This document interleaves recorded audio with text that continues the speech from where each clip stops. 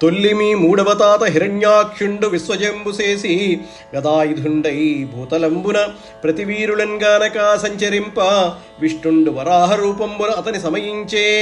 తద్భ్రాతయగు హిరణ్యకశిపుండది విని హరిపరాక్రమంబునకు ఆశ్చర్యంబునుంది. తన జయంబును బలంబునన్ పరిహసించి గ్రద్దన నుద్దవిడి అద్దనుజమర్ధను మందిరమునకుంజనియే.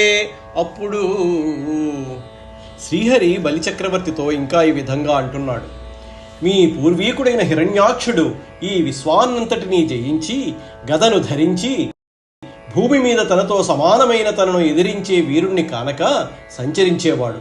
శ్రీ మహావిష్ణువు వరాహ రూపంలో అతనిని వధించాడు.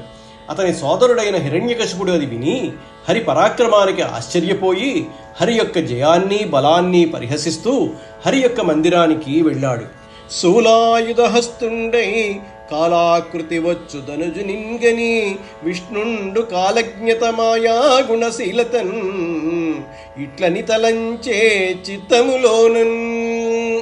శూలాన్ని ధరించి ప్రళయకాలంలో యమునివలే వస్తున్న హిరణ్యకశిపుణ్ణి చూసి సమయాసమయాలు తెలిసినవాడు మాయల మారి అయిన విష్ణువు తన మనస్సులో ఈ విధంగా అనుకుంటున్నాడు: ఎదురై పోర జయింపరాదితనిన్ ఎదురై పోర జయింపరాదితనిన్ కాకెందేనియున్ పోవ భీప్రదుడై ప్రాణులతోలు మృత్యువక్రియన్ పైవచ్చునంచున్ క్రియావిదుడు అబ్జాక్షుడు సూక్ష్మరూపమున ఆవేశించి నిశ్వాసరంధ్ర దిశన్ దైత్యు హృదంతరాళమున ప్రత్యక్ష క్రియాభిరుడై.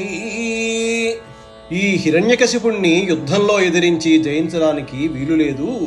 అట్లు కాకుండా నేను ఎక్కడికైనా వెళ్ళిపోతే ఇక లోకంలోని ప్రాణులపైకి మృత్యువు మాదిరిగా దండెత్తి భయపెట్టి పారద్రోలుతాడు అనుకొని విష్ణువు ఉపాయాన్ని ఆలోచించాడు. ఎదురుపడి ఏమీ చేసే ధైర్యం చాలక సూక్ష్మమైన రూపంతో ముక్కురంధ్రం గుండా హిరణ్యకశిపుని గుండెల్లో ప్రవేశించాడు శ్రీహరి.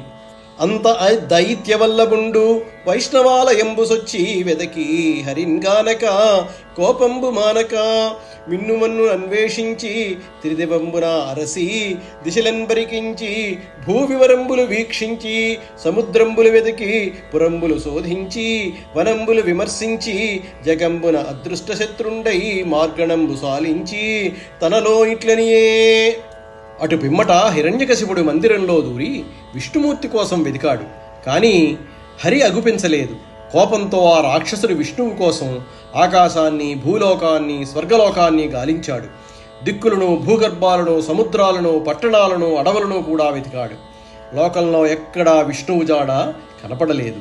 కడకు వెతకడాన్ని చాలించి తనలో ఈ విధంగా అనుకున్నాడు: నా శత్రువు మరణించి ఉండవచ్చు, మరణించకుండా ఉండి ఉంటే నన్ను ఎదుర్కొనేవాడే కదా, మరణించిన పగవారిపై పగబోనడం తగదు అని హిరణ్యకశిపుడు అనుకుని విష్ణువుపై దండయాత్ర ఆపాడు. అటువంటి మీ ముత్తాత అయిన హిరణ్యకశిపుడు సుగుణాల రాశి. అది అట్లా ఉండని